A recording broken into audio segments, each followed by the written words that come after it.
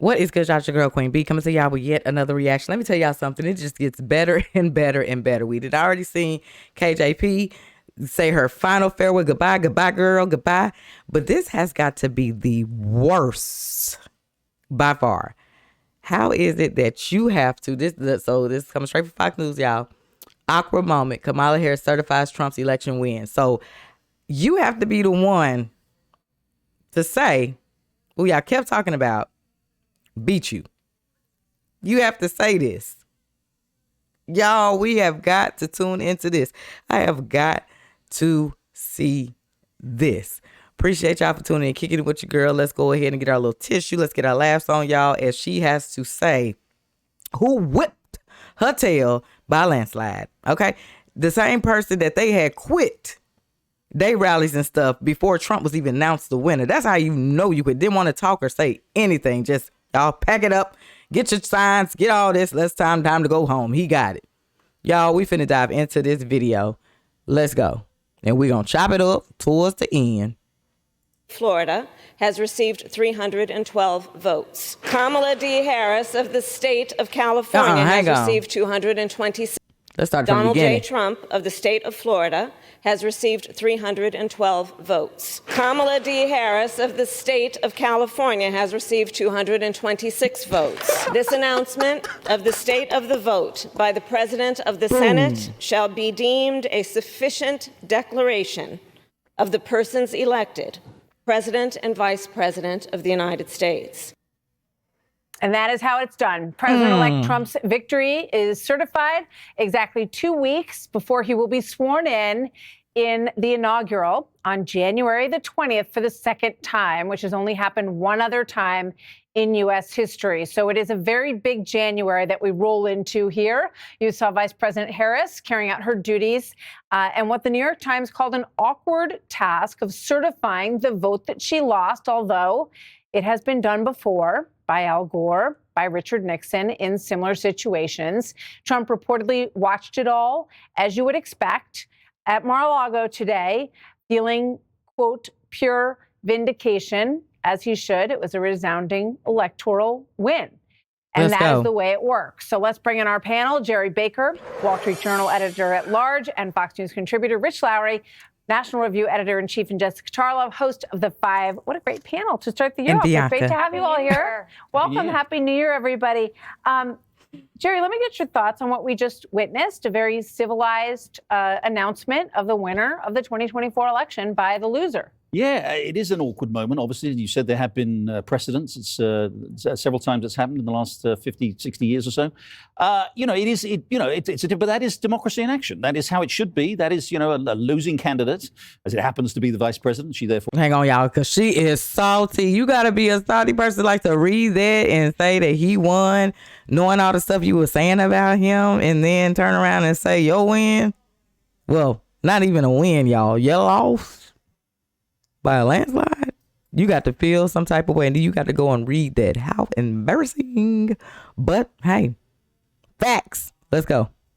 Or as the president pro tem of the Senate has that duty to do that.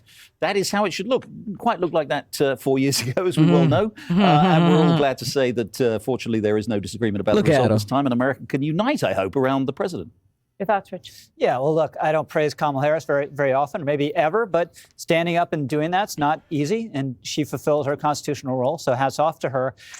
Obviously, January 6, 2021 will always be a black mark, but you got to remember, in 2017, the other side was not in much of a mood to accept Donald Trump either. Absolutely not. And one of the reasons he has much greater head of steam this time around, there's been no effort to get faithless electors to vote against him. There's no conspiracy theory about how he won centered on Russia, and there's not going to be a 2-year-long investigation blighting his initial term. Jessica. Let go. Well, I think that there's a big difference between people questioning the results of the election and then ultimately showing up to vote to ratify them. Hillary Clinton coming out and giving a concession speech and, yes, giving a few cable news interviews afterwards. Come on, Jessica. It was an illegitimate win versus what happened on January 6th. And it has been interesting is the kindest word I can see to watch all of these Republicans who came out in the wake of January 6, 2021, calling about a dark day in American history, that Donald Trump is personally responsible, that he should be held responsible for it. And now, they have fancy jobs in the new Trump administration, or they're, Senator Thune, the new majority leader, walking around saying, well, I was clear about what happened then, and I just want to move on, and I want to move forward. And that is where the American people are. I don't live I think in that's exactly the most important thing. The American people, I think regardless of the fact that there were efforts to try to drag them back to January 6th, they were done with it. And that isn't, where they, there's no judgment on that. That is the fact. They were over it. But they were done with it. But it doesn't mean that we should pretend that it didn't happen, or that he did. With history. Well, I think some people do want to rewrite it, like the president himself. A day of love is not what that day looked like. But Martha, to Jessica's point, I mean, now come on, it gets deeper than that, Jessica. See, that's not just because you so up and down, up and down, up and down, up and down. I be trying to roll with you, then I be like, here she go, then roll with her, here she go. Come on now, we ain't even gonna speak on it, because we all know facts and what really went down.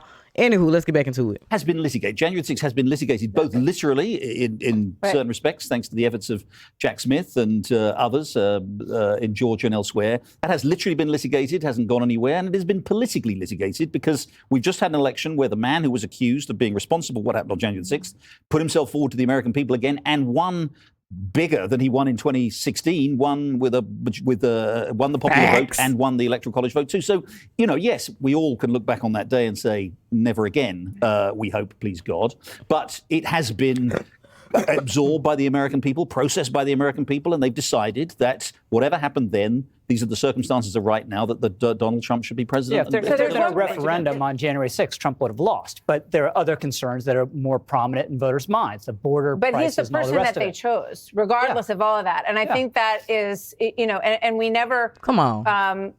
History is what it is, and you look back at that day, but I think it's so interesting that the people of the country elected the person who was there on that day that as the person who they believe can fix where we are right now, and with some pretty revolutionary plans and ideas, and we'll see how that plays out. Here's one person who is not in the greatest mood these days. Here's Joe Biden, the current president. Watch. Oh, Lord, they're bimbo. I know more world leaders than any one of you ever met in your whole goddamn life. And I know them, and I know how they think, not a joke. What really hurts is when we talk about immigration the way we do. Sometimes it's fuzzy, Jesse, whether I'm watching like an impression of Joe Biden or the real deal. Right. And that was the real deal. Where do you think he is right now? I think that he's physically there. And mentally. I think that he Where's is. there? Be more specific.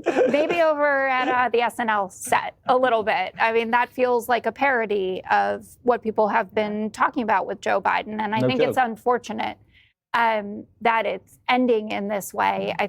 I have hoped kind of over the last several months that we would get back to more of the conciliator in chief, the empathizer in chief, where he would be able to be more of the 2020 Joe Biden, talking about the real pain and traumas that Americans have gone through. And yes, what he has done to try to fix that and improve the economy. And there are real metrics that you can point to say that we have gone in a positive direction. But I worry that he's a little too angry at this particular moment. I think he's ending his presidency pretty dismally, pretty catastrophically, actually. And, everybody looks back 4 years ago and says Donald Trump ended his presidency badly because of January the 6th, and they were right.